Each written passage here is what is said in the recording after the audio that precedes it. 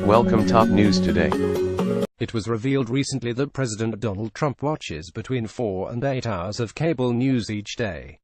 He typically comes into the office after 11 a.m. and is known for tweeting about his favorite show, Fox and Friends. One report, however, claims Trump and Fox News are stuck in a positive feedback loop in which both are promoting each other and verifying each other's opinions. Now that Roger Ailes is gone, Vanity Fair argues that the president is the new programmer for the network.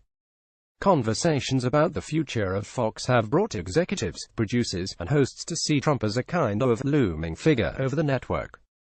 When you worked at Fox, you knew that at any moment Roger Ailes was watching. Every day was like a job interview with Ailes.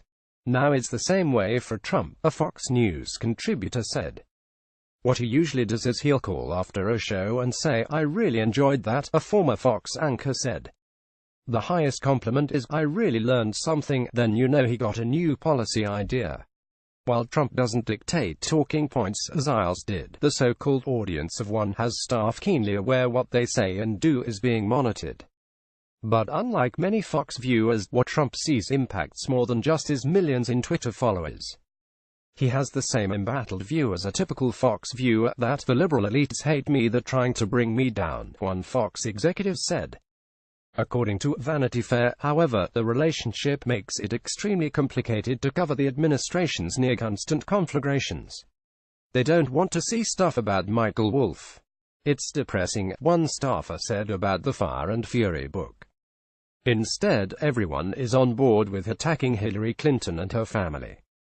So, the network is stuck with two options: they can report the news in its entirety and risk upsetting the president, or they can tell him what he wants to hear and score retweets that draw in his audience to the website. The business decision is to kowtow to the president. The relationship can be advantageous for both. He's sort of viewed as this crazy person who calls all the time, a Fox executive said. While the network was once opposed to Trump, it has now become a safe space for Trump fans, an executive noted. Fox hosts who weren't on board the Trump train suffered consequences. Bob Beckel, a former co-host of The Five, spoke out against Trump and found an unsigned note in his office saying he needed to back off. Oddly enough, hosts and journalists like Chris Wallace and Shep Smith seem to be immune to the pressure and frequently report whatever they want.